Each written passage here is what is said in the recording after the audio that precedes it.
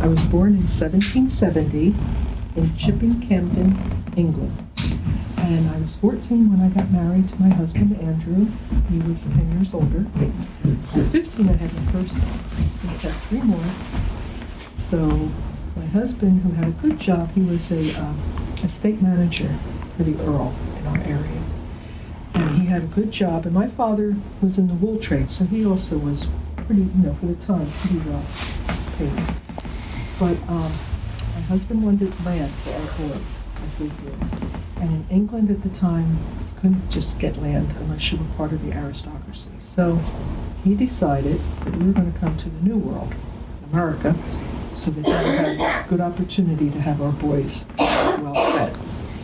So we sold everything. I thought we sold everything that we had, got on a boat, came to America. We were lucky that our trip was uneventful. There were no storms, nobody got sick. It was just a straight trip. And we got here into Boston, Massachusetts, and it was very crowded already.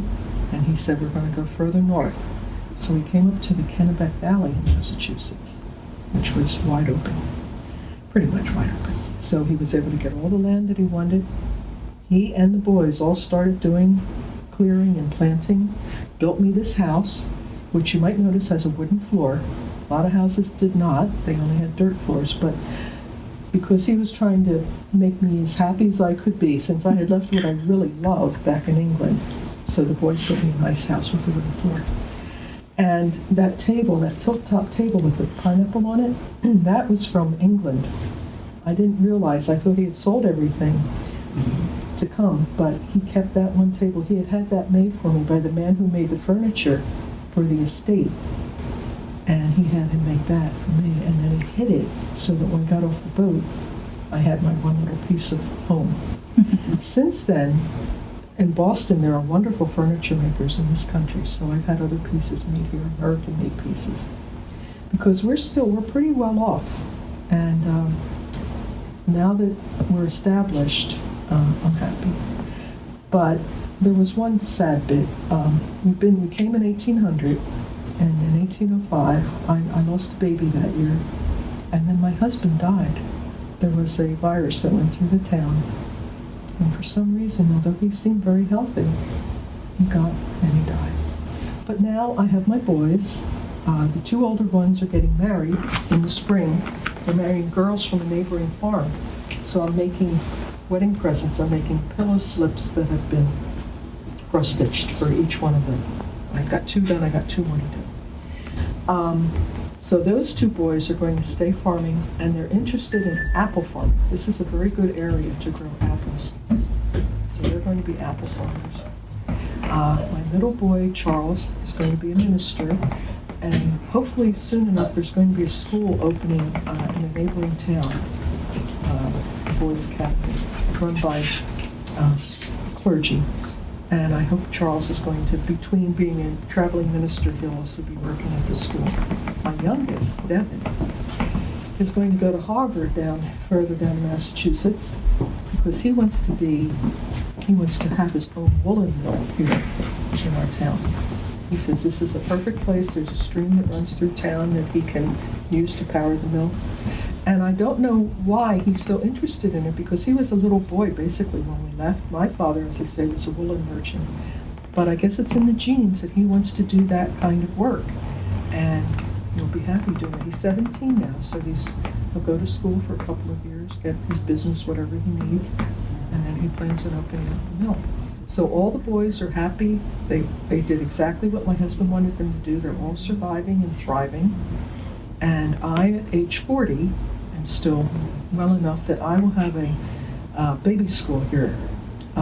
Because when I taught my boys at home, reading, writing, arithmetic, I want to do that for the children in this area to give them all a good start too, because they have to have at least reading to really succeed in life.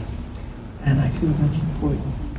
So I know you came here for Christmas. Now the thing is, we don't have a lot to do with Christmas in our time. We have no tree. That came much later. The children did not have presents like modern day children might. We didn't even go to church. We had a feast at home And we have our Bible, and we read the Christmas story. But what we really had, the main focus was the food. We had a big feast. And you can see we had apples, we had oranges. Somebody asked where the oranges came from. I think they came from a boat down in Boston. Same thing with that pomegranate. I'm not sure where that grew, but that's the kind of stuff that we had. We had the cranberries, which are local fruit, walnuts, the popcorn. The Indians taught the first settlers about popcorn, and I don't know how they knew to do that, but I'm assuming that one day one of them threw an ear of corn out and it landed on a hot rock and it popped. And they thought, oh, we'll try to eat that, and they did, and we're still eating it. Same thing with the maple syrup. From the trees, the Indians taught the early settlers how to do that, how to tap the tree and boil it down. Then a bottle of brandy, that's a special treat, especially for the holiday season here. Crackers, instead of bread, we did a lot of crackers. And that's what we have with crackers. There's a lady in the village who makes candles, so I always have a lot of candles. And the greens were cut. Like I said, we don't do a tree, but we have the boughs, to make it smell good and be pretty. So that's our feast. That's what we did for Colonial Christmas. And if I have any questions, oh boy, there's always one. Yes. So what was the land cost when you came up here? Well, if I remember, the land was, you got a certain amount free. They wanted people to come. They wanted people to settle. So you just came up and claimed it. Who's ever here first, you got it. Yeah. And of course, if you had money, which my husband did, then he could buy more land. I mean, he wanted a lot of, to him, it was very important to have the land. Right. Since he had always worked the land being the estate manager, but it was for somebody else. Right. So he wanted his land. So he bought, and with the 4 boys, they all got parcels of it. Whether or not, like Charles, now he may never want to work his land, but his brothers will take care of it for him, and, he'll have money from that. They want to do a lot of apples. These apple groves or apple orchards, they're very interested in doing that. And it was 1800? Yes, now we're up to 1810. We came in 1800 when the boys were, the oldest boy at that point was 14. He was 14, I had 14, 12, 10, and then 7. There was no native resistance to the land claims? No, they were the Indians. You mean the Indians that had lived here? No, I think for the most part they were already moved on. It was not like, if you hear about Indian troubles in other areas and other times, the Indians here were a little more accepting, or they were not, there wasn't any real animosity. They moved away on their own. I don't think there was too much fighting in this area. But they were very helpful to the first people that came, I'm making this up. Yeah, I know. She's doing a good job, isn't she? If I could add a little bit, there weren't a lot of Native Americans living in this area. That's what I was Most of them were up north, and they would come down the rivers and spend the summers on the coast, fishing and making salt. And drying the fish, and they would plant. They would plant crops on the way down, and in the late summer and fall, when they went back north again, they'd harvest the crops on their way back and take them back to their northern villages, winter in the northern villages, and they'd have their dried fish from the coast. Do you know how they came up with the corn, with the popcorn? I don't. I hadn't heard anything about the popcorn. Okay. Yeah, but most of the Native American villages were north and on. So, and Indians overall, when we put them on reservations, that was different. But Indians were a transitory type of people. They were nomads. They really did not were. want to own the land. They didn't. They loved the land. Yeah, they didn't own any land at all. So the white men who came and had them sign papers, they didn't have any clue what they were doing, because owning land was not part of their concept at all. They didn't own the land. They lived on it. My family, on the other hand, we were very much the other way. I mean, not that I don't think my husband would have killed anybody, but we wanted land. He wanted the land for the boys. He knew that how important land was. You have land. And I say that to this day. I don't care if I have a little house, but I want a nice hunk of land. To live in California where they have these $1 million houses and you're this far away from each other, The land belonged to the King of England, and the King of England gave large parcels to select few. That's right. Right. In reward That was in Yeah. the beginning when they first came. when they That's first right. By the started. time Like 200 acres. Yes. They were called lots. Yes, and they were surveyed, and you can see maps where 10-acre. Yep, there's one right over there on the on that half okay. wall. A very perfect little Yeah, you plot. can see Now that we're where- back into 2022. Yep, and it was very well defined, and the Kennebec proprietors along the Kennebec River then sold lots to people, but in the meantime, squatters came in and What a mess. created their own homesteads. And when the Kennebec proprietors wanted money for the lots that they'd already improved, number one, these people didn't have cash money. There was very little cash money in the whole universe of what is now Maine. Everything was done on a barter Totally. system.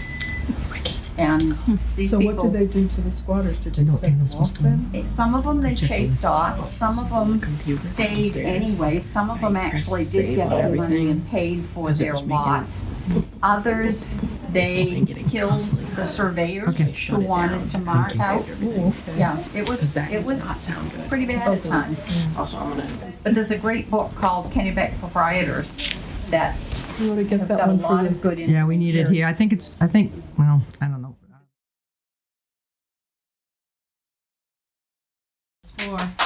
Happy days! Welcome to the Victorian era.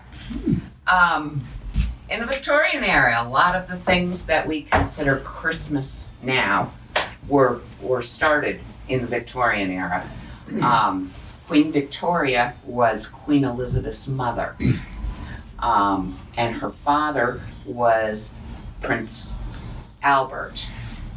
And Prince Albert was from Germany, and in Germany they always had Christmas trees. So that's where that came from. Santa Claus also made his appearance in the Victorian era for the first time. In the Victorian era, if you had glass ornaments on your Christmas tree, it was a matter of wealth and prominence. There are over 200 acrylic glass ornaments on this Christmas tree, so you can tell that we're very wealthy here. Okay. Christmas cards came into play in the Victorian era. Started with the very wealthy. They had artists draw up season's greetings to send to their friends, and that sort of caught on and became more affordable to the general populace as time went on. This house dates, we've traced the ownership of this house back to 1820. That's not when the house was built. It was built before then. There have been 6 sets of owners in 200 years Wow, for this house. wow. Are you one of them? I am one of them. You're a steward of history. I am the stewardess of history at this point in time. My late husband, God rest his soul, was an antique. Santa Claus? No, No, Eric's inside the box. Eric's inside the box. Oh, I Was- thought Santa Claus. He was an antique toy dealer, and so when the folks down the street told me not to buy an urn at their place because they were really expensive, and she said, you can get the same thing on Amazon. I said, you do not know my husband. He would come back and kill me if I put him in an Amazon urn. So I went upstairs and I found a piece of his collection, and he is in there. What didn't fit in there is in a mason jar in the spice cabinet in the kitchen, because he was also a culinary arts instructor. Don't get that confused. No, it's all sealed. You're not gonna get any of him in your wassail. Spread them around. No. But he redid the floors in the main rooms. Nice. Here, the public rooms were all oak. The non-public rooms are wide plank pine, which are all painted at this point. Right. Labor of love for the next owner would be to strip them down. I just don't have it in me. I have painted every one of the 18 rooms in this house, as well as the 2 units in the attached building. Done. Done. The light fixture in the front hall and the one in the dining room are the original electric fixtures that were installed when electricity came into being. They've been rewired, of course, but they are the original crystal chandeliers from back in the day.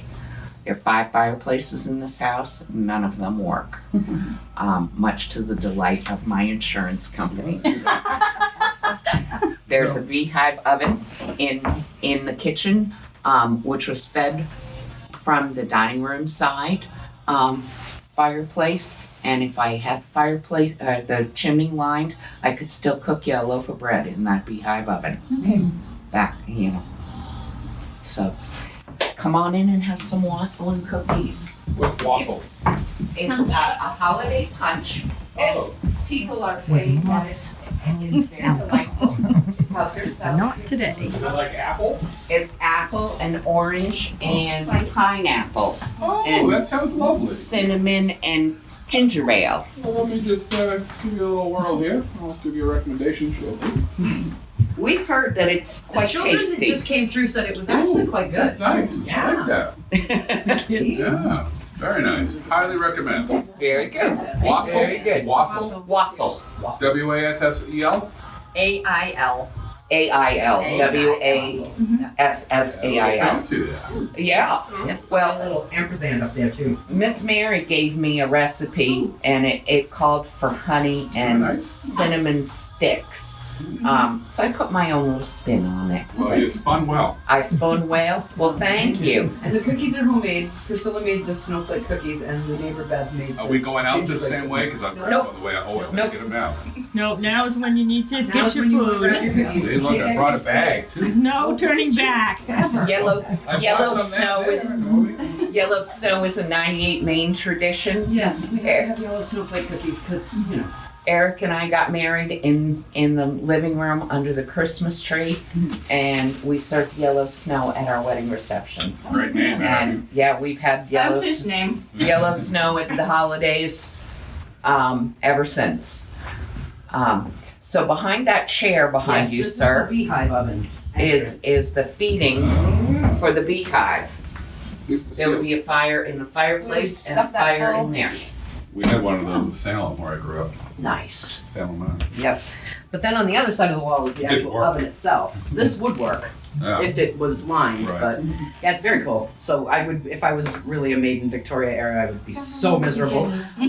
But I would be up early in the morning, feeding the fire, getting the water started, getting the water heated. Because there was no running water, I'd be emptying the chamber pots from the night, And they had 5 children. trying not to put them in the water that I was And giving so them in the morning to eat with and drink with. But I am the surly out man, of the so building next door, and My was role here for the today. kids when they got home from school.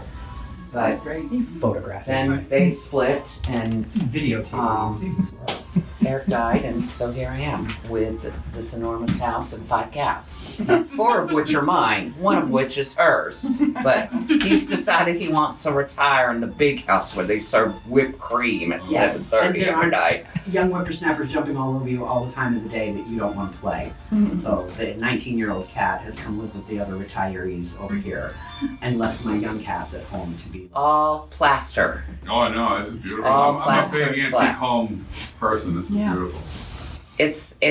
It has been just a joy Yeah. to restore it.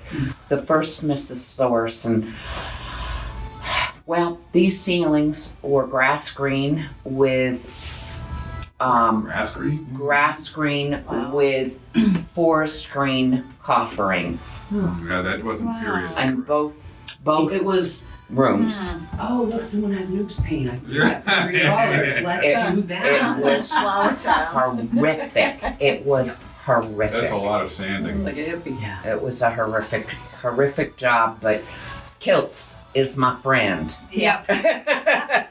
If I relate.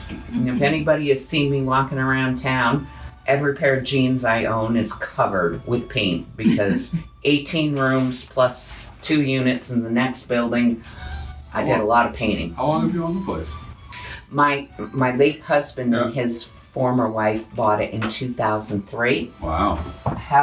Where's my notebook? I think it's out there. Is this original too? This is original. Okay. I'm gonna fly off the cuff. Okay, you do it. Mary and Daniel Carr Yep.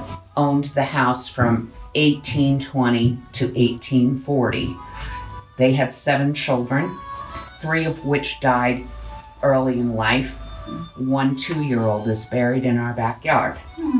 We found his gravestone when we were doing some landscaping out there, and we Surprise. set the stone up right, and he has been invited to every barbecue since. The rest of the family is across the street, as are almost every single owner of this property. Wow. The cars sold to David and Elijah Stanley. Mr. Stanley was a teller at the bank. David Carr was a deacon and a hatter. And we believe the hattery was across the street where the Historical Society is. There's another name for that, for a hat maker. I had some great aunts that made hats in Bath, and Milner. yes. Milner, yes. That's what he just said. You. Thought it was him. After the Stanleys came the first fabulous mustache of the house. It belonged to L.T. Carlton, and Mr. Carlton was a farmer and a teacher. He sold to L.T. McNamara, who also had a fabulous mustache. From there, the house, well, when the McNamaras were here, most people know this house as the McNamara house. They had a food trailer out front in the 30s, very popular. They built this building in the 50s to house the restaurant. It was a little diner. They got very popular here, and they ended up out on Route 202. That's where I remember them. Yep. After Mrs. McNamara passed, the estate sold to Robert Fletcher, who was only here for 2 years.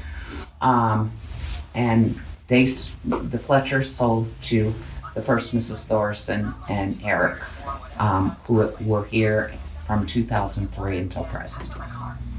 So we're kind of a short-termers. There have been 2 owners that each owned for 80 years. So most people who've lived here have stayed a long time, because it is a fabulous house, despite being terribly impractical for one person. But, so much love and history. And our courtship was involved in bringing it back to what it should have been. Eric didn't want to do it. And then when I did the first room, he realized that I wasn't going to put green ceilings and said, all right, I'll play. Because he didn't want to do any of it, because he had enough with Kathy. Wow. So we do have a very cool beehive oven in the kitchen. Yeah. Oh, I'd love to Very see cool. it.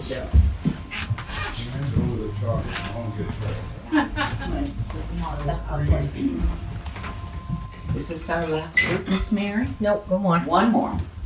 I think. You might even be more, I don't Miss know. Carrie's going to have to Which group is this? get on the Wassel cups. You have till 2:25. 225. Oh, I thought the last group was We have a 130. flashlight in there so you can see up At the there. church. Pots in there and all that. Absolutely. Keeps cast iron in there most You got days. your Fiesta ware up Oh above. yeah, and in the I cabinets sent too. you text, Eat but off you're that probably not every day. answering text. Well, in between. You guys came just as the last Last group group was was going out walking the out, back yeah. door. So, Ah. I'm going We've to done- sneak Is this the last one? Is no, it the last one? No. nope, We Mary's, got one this more. is one more. One more, We got the 225. 10 ceilings No, still going. It's These done are at actually 2:25, not so the next 10 one's at if you reach up. 10, They are 2:25. plastic. Oh, it's like a reproduction Yeah. thing? Yeah, but But- still, it's nice. Yeah. It does. It Looks creates good. finishes the ambiance of the Yeah, room basically definitely. in the house. But yeah. That was one good thing that Kathy did as far as decor. These were copper colored, and the walls were green. There was no cabinetry. Lawn And when green. you walked in, because of the copper color, Right. it felt very short in here. So we did the semi-gloss white, and all of a sudden it opened. Yeah. You know, made it Feel a little better. Yeah. feel a little. I mean, the ceilings are much lower in here than in the dining room, so it's already kind of brings it down. But it's cozy. Yeah. It's cozy. And I don't know if Carrie showed you, but the door was made at the foundry here, Yeah. right here in Winthrop. Doubt that I did my part of the tour. No, Doubting me? no, I believe you. I believe you. Oh, you got an escape hatch here down below. That Yes, is, that is a cellar actually. Yep. Access we- all the plumbing. we're not sure if it's a root cellar or if it was part of the Underground Railroad, but it is what it is. Right now it's plumbing. Priest hole. Yeah. Well, either way, it's an access spot. Yep. And there's another Go down there basement. with a metal detector, see what you find. Many sacrifices had to be made, but Christmas did not have to be one of them.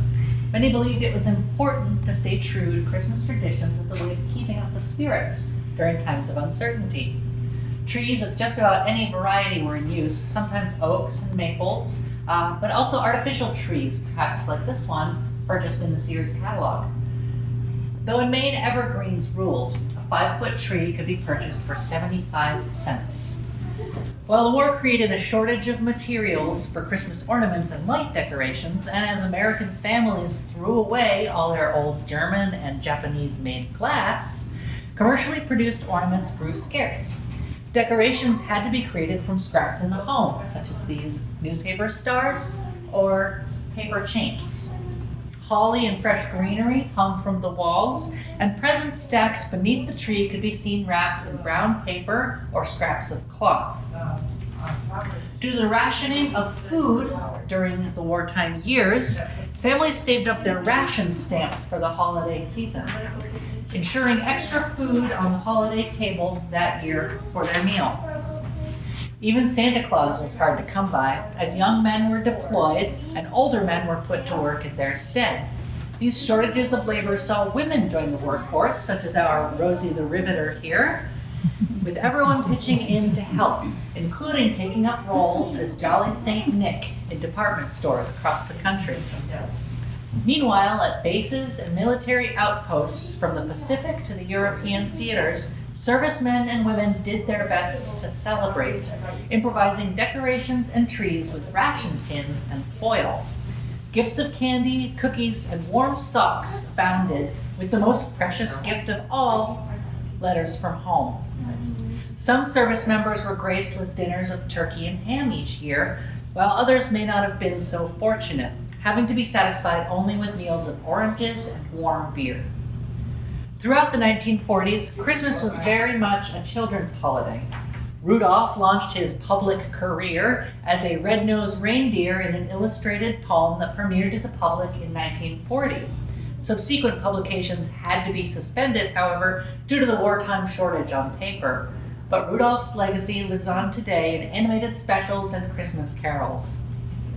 In 1941, Christmas was more traumatic than any before it. Just weeks after the December 7th bombing of Pearl Harbor, which expanded our war effort into the Pacific, British Prime Minister Winston Churchill joined President Franklin Delano Roosevelt at the National Christmas Tree Lighting Ceremony. During his speech, he said, "Let the children have their night of fun and laughter. By our sacrifice and daring, these children shall not be robbed of their inheritance or denied the right to live in a free and decent world." In the 1940s, people were reading newspapers and listening to radio sets for their news. The radio was an expensive luxury at the times, but it offered numerous entertainment programs and, more importantly, updates on world events. For their visual news, Americans went to the theater to catch up on a newsreel. In many American households, you could see a star banner in the window. If that family had a son in the war, the star was blue. If that family had lost a son, it was gold. For many households, they had multiple stars in their window. What about for daughter? I don't know. Oh. Because there was so many nurses, I figured. They were daughters. But by 1945, Americans were able to resume celebration of peacetime Christmas with joy, tinged as it may be with the sadness of the many service members who did not come home. Now I'm going to play some of the 1940s classic carols that everybody knows, the best Christmas carols were performed in the 1940s. So I hope you will sing along. If not, Good, we get to do the singing now, guys. Here we go. this one is Have Yourself a Merry Little Christmas.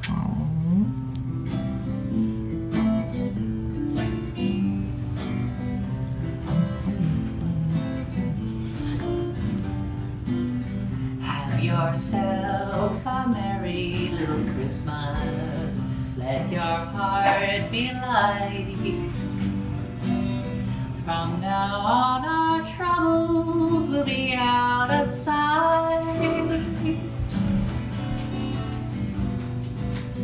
Have yourself a merry little Christmas. Make the Yuletide gay. From now on, our troubles will be miles away.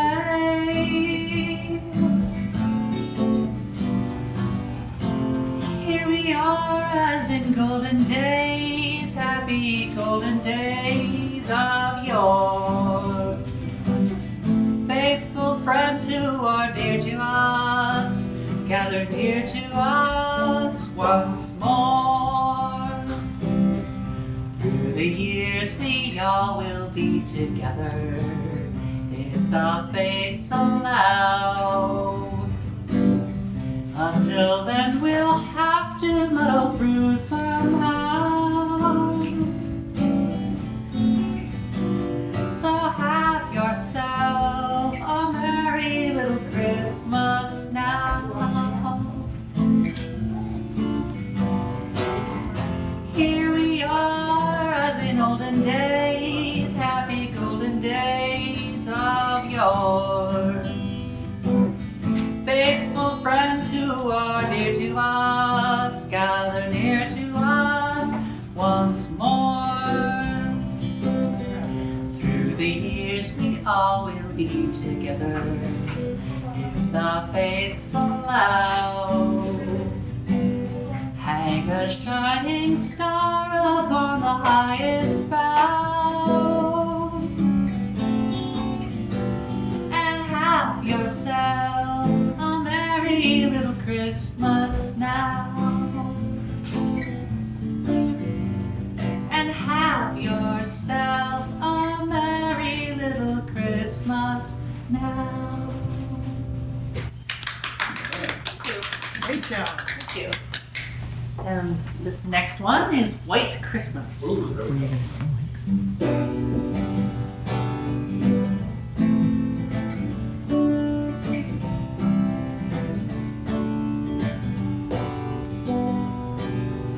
I'm dreaming of a white Christmas, just like the ones I used to know, where the treetops glisten and children listen to hear the sleigh bells in the snow. I'm dreaming of a white Christmas, with every Christmas card I write. May your dreams be merry and bright, and may all your Christmases be white. I'm dreaming of a white Christmas, just like the ones I used to know, where the treetops glisten and children listen to hear the sleigh bells in the snow. I'm dreaming of a white Christmas, with every Christmas card I write. May your dreams be merry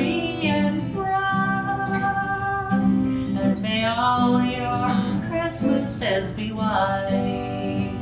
May your dreams be merry and bright, and may all your Christmases be white. Thank you. Thank you very much.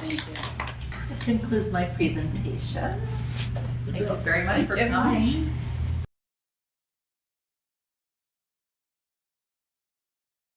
They were born in the 20s, the 30s, and they missed the decadence of the roaring 20s. They remembered the 30s depression with food and job insecurity, and the 40s with the war and the rationing. And in the 50s, most of the world's economies were in ruins. But the US was booming, and the GIs were all back, and the GI Bill allowed the average citizen to own a home. Everybody had a car. If you were lucky, you had two. And tract housing came in, and the suburbs grew, and it became the neighborhoods, and everybody wanted to live in a neighborhood.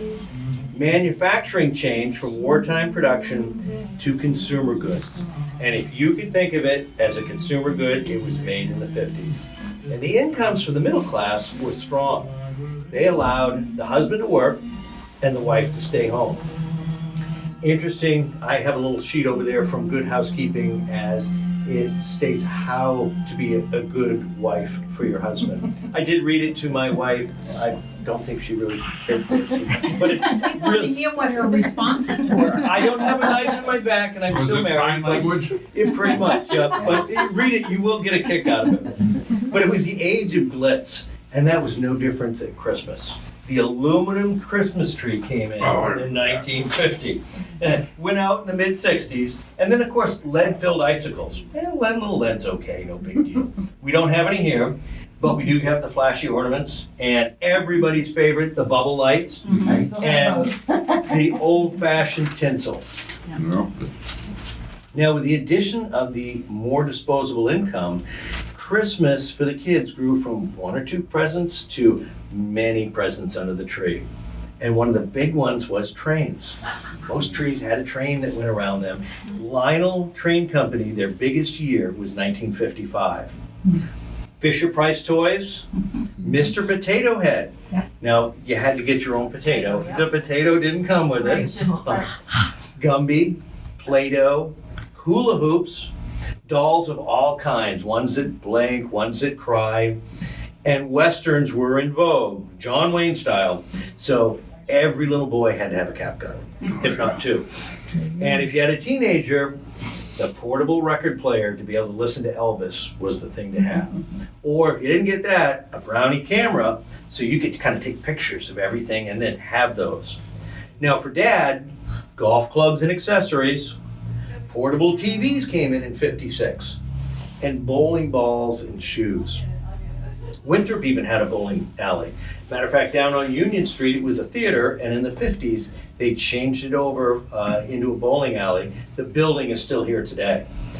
For Mom, we had cosmetics and jewelry, everybody's favorite, but it needed some bling. Gold lipstick tubes, bright compacts, because you had to look good at all times. Necklaces with bling, pearls, and of course, home appliances, the all-electric house. Anything to make the kitchen easier. Dishwashers, mixers, kitchen gadgets, and a really good vacuum. Now, Christmas house parties were also big.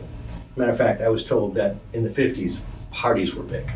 Especially when you had the progressive Christmas party. So you started at one side of the street and you kept moving up, and each house had a signature cocktail, and everybody tried to outdo the other one with the food and whatever they were doing. Okay. Some of the foods were finger sandwiches and deviled eggs. Anything you could put in deviled eggs. I was kind of looking at some of the things. Maybe. Shrimp cocktail, kebabs, pigs in a blanket, lots of hot cheese dishes, and of course everybody's favorite, the Jell-O mold salads. And if you wanted a little panache, you'd have baked Alaska. And of course, which we still have today, anything wrapped in bacon is good. That was always good. And we do have some goodies here for you to try, some of the nostalgia 50s. The other was at all 50s parties, cocktails were always present. and I was told the words were, "Don't spare the booze." The slow gin fizz was a good one, old fashions, and everybody loved martinis. We don't have any here for you to try, sorry, but we do have a great punch, so you're welcome to have some. Everybody smoked too. As you can tell, there were ashtrays. People smoked in the house, in the car, in the office, in the airplane. There were ashtrays in the bathroom. And so I'll leave you in the immortal words of Fred Flintstone, "A Winston tastes good like a cigarette should." We truly appreciate you taking the time to visit and tour Christmas through the ages with the Winthrop Historical Society, and Merry Christmas to everyone. Merry Christmas. Thank you.